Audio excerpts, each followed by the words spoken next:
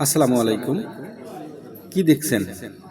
এটা কোন দেশের যুদ্ধ বিধ্বস্ত অঞ্চলের ব্রিজ? না, এটা হচ্ছে আমাদের মথুরাপুরের গাংনীপাড়া একটা জরাজীর্ণ গ্রামের জরাজীর্ণ ব্রিজ। যে ব্রিজটি একসময় খুবই ভালো ছিল। এই ব্রিজটা যখন তৈরি হয় তখন আমি খুব ছোট। 1991 সালে ব্রিজটি নির্মাণ হয়েছিল।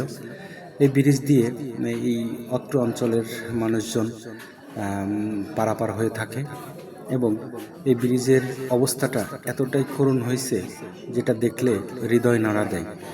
দেখতে পাচ্ছেন এ পাশের রড দু একটা থাকলেও অন্য পাশের রডগুলো একদমই নেই, যেটা আস্তে আস্তে বিলীন হয়ে যাচ্ছে। ধ্বংসস্তূপে পরিণত হয়েছে এই ব্রিজটা। সত্যি কথা বলতে কি, ব্রিজের দিকে তাকালে খুব কষ্ট লাগে। আমাদের নিজস্ব একটা সম্পদ, সেই সম্পদটা এভাবে আমাদের চোখের সামনে ধ্বংস হয়ে যাচ্ছে, এটা দেখার কেউ নেই। আমাদের অত্র অঞ্চলের মানুষগুলো জনসেবামূলক কাজে যদি নিয়োজিত থাকতো তাহলে হয়তো বা এই ব্রিজের এই অবস্থা হতো না। এই মাঠ দিয়ে কৃষকেরা হাজারো কৃষি পণ্যগুলো এই পথ দিয়ে আনা নেওয়া করে।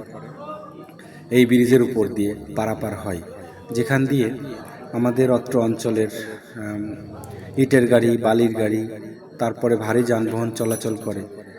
সেই ব্রিজের এই বেহাল অবস্থাটা দেখে হৃদয়ে নাড়া দেয়। তাই তো বলতে হয় যে আমাদের নিজস্ব সম্পদ কেন আমরা নিজেরা রক্ষা করতে পারি না। খুব কষ্টদায়ক ব্যাপার, যেটা খুবই খারাপ লাগে। এই পথ দিয়ে যাতায়াত করছে এক ভাই, তার কাছে আমি জিজ্ঞাসা করলাম যে আমাদের এই সম্পদটা এভাবে নষ্ট হয়ে যাচ্ছে, তোমার কি মনে হয়?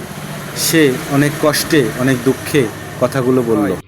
এই ব্রিজটা তো ভালো ছিল, তো এখন আস্তে আস্তে এমন অবস্থা হলো কেন? কি কারণে হলো? এই মানুষকে এই ব্যবহার করতে করতে একসময় তো ক্ষয় হয়ে যায়, হ্যাঁ হ্যাঁ। সেই জন্যই।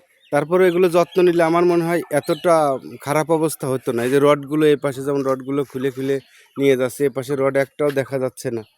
তো হ্যাঁ, এই জন্য আমাদের এলাকার মানুষগুলোর কি একটু আর একটু সচেতন হওয়া উচিত ছিল কিনা? অবশ্যই সচেতন হওয়া দরকার আমাদের সম্পদটা রক্ষা করার জন্য। হ্যাঁ, ঠিক। এই ঠিক আছে, এই আমরা সম্পদটা তো আমাদের মাছ থেকে এভাবে ধ্বংস হয়ে যাচ্ছে। তো এ কি আমাদের দেখার কেউ নাই? আমাদের এলাকায় তো অনেক জনপ্রতিনিধি হওয়ার চেষ্টা করে, যে আছে। মানে সবাই তো মুখে বলে যে বলে এটা সবাই, করবো, হ্যাঁ হ্যাঁ, কিন্তু কেউ কাজের বেলায় কেউ করে না। ঠিক। ভাই, তোমাকে ধন্যবাদ। তো আসলে আমাদের এই সম্পদটা যখন একসময় আরো নষ্ট হয়ে যাবে তখন এই এলাকার লোকজন চলাফেরা করা কতটা কষ্ট হবে। অবশ্যই এই অনেক। যে যারা মাঠ থেকে কৃষি পণ্যগুলো নিয়ে আসে তাদের কি কষ্ট হবে। এই রাস্তা দিয়ে হাজার হাজার লক্ষ লক্ষ মানুষের ফসল আসে এই রাস্তা দিয়ে। রাস্তার অবস্থা তো বেহাল চিত্র একবার তুলে ধরছিলাম, কিন্তু এখন এই ব্রিজটা খুব ভয়াবহ অবস্থা আমাদের। এই ব্রিজের সংস্কারটা খুব দরকার।